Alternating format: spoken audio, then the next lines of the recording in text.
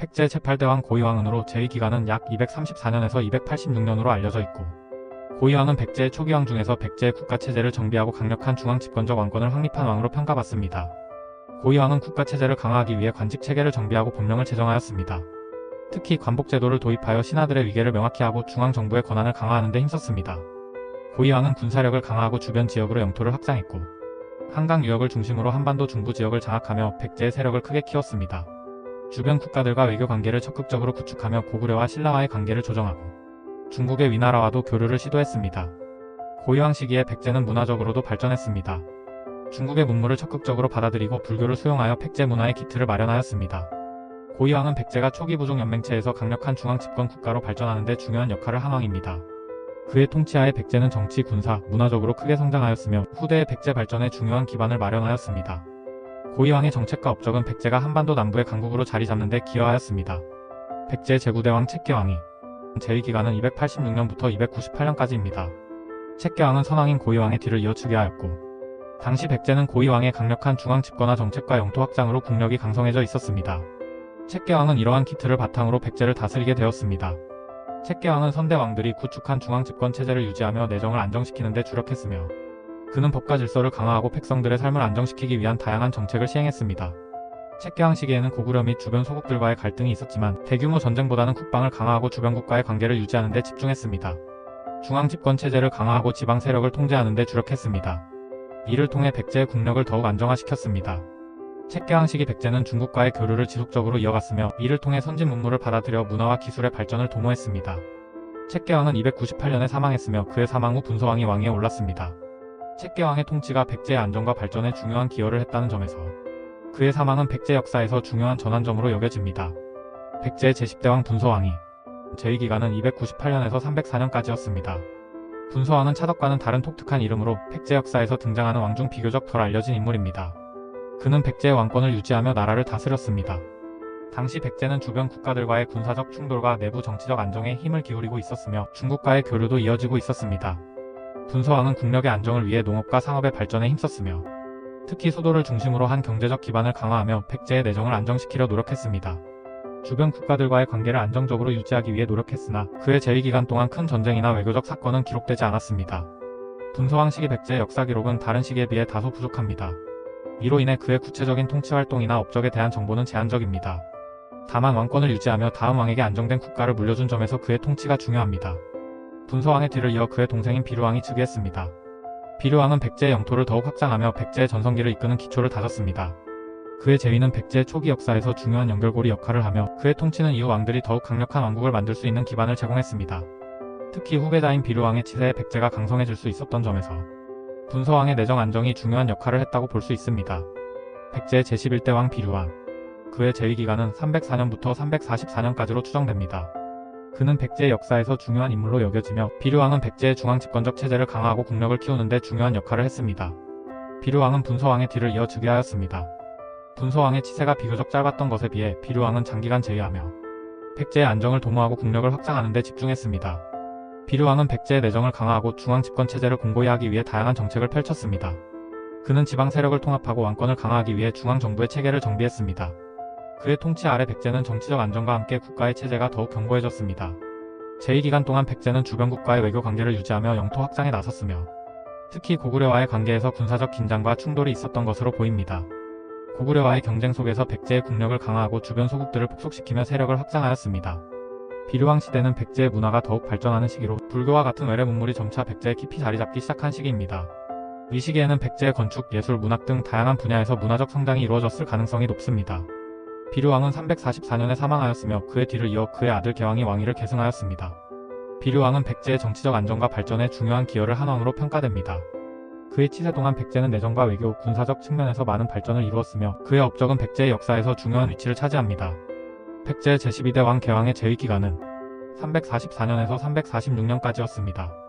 개왕은 분서왕의 아들로 비류왕이 사망하자 스스로 왕위에 올랐다 백제의 초기 왕들 중에서도 중요한 역할을 한 인물로 평가되며 그의 통치 아래 백제는 내치와 외교에서 여러 중요한 변화를 겪었습니다. 개왕은 비류왕의 뒤를 이어 즉위했습니다. 개왕은 왕위에 오르기 전에 이미 왕실에서 중요한 역할을 맡고 있었습니다. 개왕은 왕위에 오르고 나서 백제의 내부 정세를 안정시키고 왕권을 강화하는 데 힘썼습니다. 백제는 개왕즉위 전후로 고구려와의 전쟁과 내정에서 여러 혼란을 겪고 있었으며 이를 해결하기 위해 군사력과 외교력을 결합한 정책을 추진했습니다. 개왕은 왕권을 강화하는 데 주력했으며 백제의 귀족과 세력들이 왕권을 존중하도록 했습니다. 이를 통해 왕권이 안정되고 백제의 중앙집권적인 정치체제가 더욱 강화되었습니다. 개왕의 통치 시기에는 고구려와의 전쟁이 계속되었으며 이를 통해 백제의 군사력을 점검하고 강화할 수 있는 기회가 되었습니다. 고구려와의 대립은 백제에게 중요한 군사적 시험이었으며 개왕은 이를 통해 백제의 군사적 방어 능력을 높였습니다. 개왕의 치세는 백제의 문화 발전에 중요한 기여를 했으며 특히 백제의 예술, 건축 그리고 불교가 성장하는 데 중요한 역할을 했습니다. 백제는 일본과의 교류를 통해 문화적인 영향을 미쳤으며 불교도 이 시기에 일본에 전파되었습니다. 개왕은 중국 및 일본과의 외교 관계를 강화하며 백제의 국제적 입지를 확립했습니다. 백제는 일본에 대한 문화적 영향을 계속해서 미쳤으며 일본의 아스카 문화에 큰 영향을 끼쳤습니다. 개왕은 일본과의 관계를 강화하고 일본의 불교와 문화적인 영향을 전파했습니다. 일본은 백제의 도움을 받으면서 불교와 여러 문물을 전수받았고 이는 일본 역사에 큰 영향을 미쳤습니다. 개왕은 346년에 사망했으며 근초고왕이 왕위에 오르게 됩니다. 근초고왕은 백제를 크게 발전시킨 왕으로 고구려와의 전쟁에서 중요한 승리를 거두며 백제의 전성기를 열었습니다.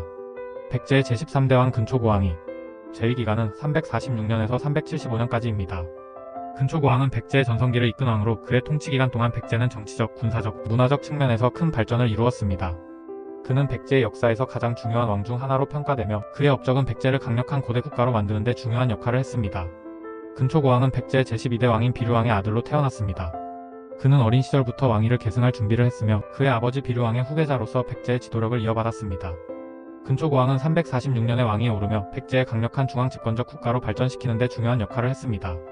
그는 정치적 안정을 이끌고 백제의 국력을 크게 확장시키는 데 성공했습니다. 특히 그의 통치 시기 동안 백제는 다음과 같은 중요한 업적을 이뤘습니다. 근초고왕은 군사적 능력을 발휘하여 주변 국가들과의 전투에서 승리하며 백제의 영토를 확장했습니다. 특히 그는 고구려와의 전투에서 중요한 승리를 거두었으며 신라와의 관계도 중요해졌습니다. 그의 군사적 승리는 백제를 한반도에서 가장 강력한 국가 중 하나로 만드는 데 기여했습니다. 근초고왕은 고구려와의 전투에서 중요한 승리를 거두었습니다. 백제는 고구려와의 충돌에서 고구려의 영토 일부를 차지하고 그 영향력을 확장하는 데 성공했습니다. 신라와의 관계에서도 근초고왕은 중요한 외교적 업적을 쌓았습니다. 그는 신라와의 동맹을 통해 백제의 국력을 강화시키고 한반도 내에서 백제의 위치를 확고히 했습니다. 근초고왕의 통치 시기 동안 백제는 문화적으로도 큰 발전을 이루었고 불교가 백제에 본격적으로 전파되었으며 이 시기에 백제는 불교를 받아들이고 그 영향을 받기 시작했습니다. 또한 백제의 건축, 예술, 문학 등 다양한 분야에서 중요한 변화가 일어나며 문화적 풍요를 이루었습니다. 재위기간 동안 불교가 백제에 전해지기 시작했다고 전해집니다. 백제는 이후 불교 문화의 중심지로 성장하게 되었으며 불교는 백제의 문화와 정치에 깊은 영향을 미쳤습니다. 근초고왕은 375년에 사망하였으며 그의 뒤를 이어 그의 아들인 침류왕이 왕위를 계승했습니다. 침류왕은 아버지의 뒤를 이어 백제를 안정시키고 백제의 성장을 지속시키는 역할을 했습니다. 역사적 의의 근초고왕은 백제의 역사에서 가장 중요한 왕 중 하나로 평가됩니다.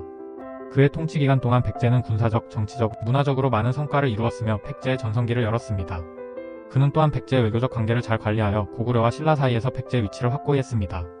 백제의 제14대 국왕 근구수왕의 재위기간은 375년 11월부터 384년 4월까지입니다. 그의 이름은 부여수로 아버지는 근초고왕이며 어머니는 서산 진씨입니다. 근구수왕은 아버지 근초고왕의 재위기간 동안 태자로서 군사적 경험을 쌓았으며 특히 369년 고구려의 고구건왕이 2만 명의 군사를 이끌고 백제의 패수현재 황해도 패천 부근을 약탈하자 근구수는 군사를 이끌고 고구려군을 격파하고 패수 이남의 지역을 백제의 영토로 만들었습니다. 375년 11월 아버지 근초고왕이 사망하자 근구수는 왕위에 올랐으며 즉위 이후 그는 내정과 외교에서 다양한 활동을 펼쳤습니다. 376년 장인인 진고도를 내신좌평으로 임명하여 진씨 가문이 백제의 최고 권력을 차지하게 되었습니다. 이로 인해 진씨 가문은 백제 정치에서 중요한 위치를 차지하게 되었습니다. 재위기간 동안 백제는 고구려와의 전투에서 패배를 경험했습니다. 특히 377년 10월 3만 명의 병력을 이끌고 평양성을 공격했으나 패배하였고 그해 11월에는 고구려의 보복 공격이 있었습니다. 이러한 군사적 어려움은 백제의 국력에 큰 타격을 주었습니다. 근구수왕 재위기간 동안 여러 자연재해가 발생하였습니다.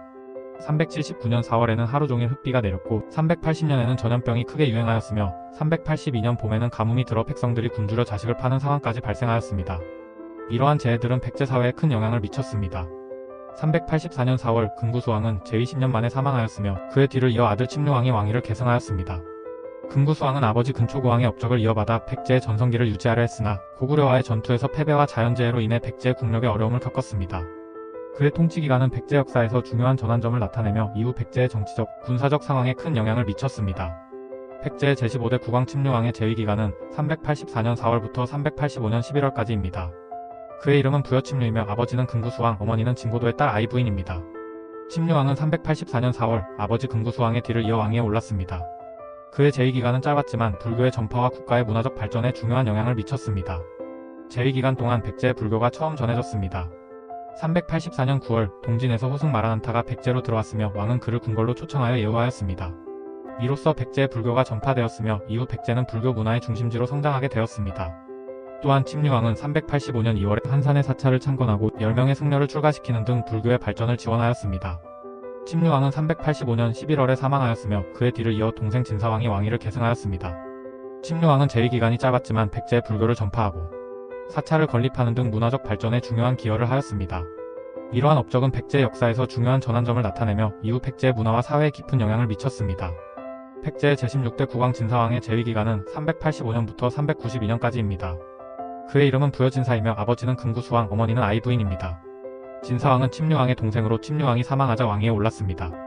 즉위 초 그는 고구려의 침입에 대비하여 국경 방어에 힘썼습니다. 389년과 390년에는 고구려를 공격하여 달솔 진가무가 도합성을 함락시키기도 했습니다. 그러나 391년 고구려의 광개토대왕이 즉위하면서 백제는 수세에 몰리게 되었습니다. 광개토대왕은 391년 7월 군사 4만 명을 이끌고 백제의 북쪽 변경을 침략하여 석현성 등 10여 개 성을 함락시켰습니다. 진사왕은 광개토대왕의 군사 작전에 대응하지 못했습니다. 그해 10월에는 험준한 요새지인 관미성도 함락당했습니다. 진사왕은 그의 구원에 사냥을 나갔다가 행궁에서 사망하였습니다. 일부 기록에서는 진사왕이 피살되었다고 전해지며 정치적 갈등으로 인해 사망한 것으로 보는 견해도 있습니다. 진사왕은 백제의 전성기를 이끈 근초고왕의 손자로서 백제의 정치와 군사에 중요한 영향을 미쳤습니다. 그러나 고구려와의 전투에서 패배하며 백제의 영토를 상실한 점은 그의 통치기간 동안의 주요한 사건으로 평가됩니다. 백제의 제17대 국왕 아신왕의 재위기간은 392년부터 405년까지입니다. 그의 이름은 부여아신이며 아버지는 침류왕, 어머니는 진씨입니다. 아신왕은 침류왕의 맏아들로 침류왕이 사망하자 왕위에 올랐습니다. 그러나 즉위 당시 아신왕의 나이가 어렸기 때문에 숙부인 진사왕이 대신 왕위를 계승하였습니다. 아신왕은 즉위 후 고구려의 침략에 대응하기 위해 여러 차례 군사 작전을 펼쳤습니다. 그러나 393년, 394년, 395년에는 고구려군과의 전투에서 번번이 패배하였으며 398년에는 고구려 정벌을 시도하였으나 청문이 불길하다는 이유로 중지하였습니다. 또한 397년에는 아들 부여영을 일본의 외국에 보내 동맹을 강화하려 했으나 큰 성과를 거두지 못했습니다. 아신왕은 405년에 사망하였으며 그의 뒤를 이어 아들 부여영이 왕위에 올랐습니다. 아신왕의 통치기간은 백제 역사에서 고구려와의 전쟁으로 인해 국가적으로 어려운 시기였습니다. 그의 재위기간 동안 백제는 고구려의 압박에 시달리며 국력의 약화와 영토의 상실을 경험하였습니다.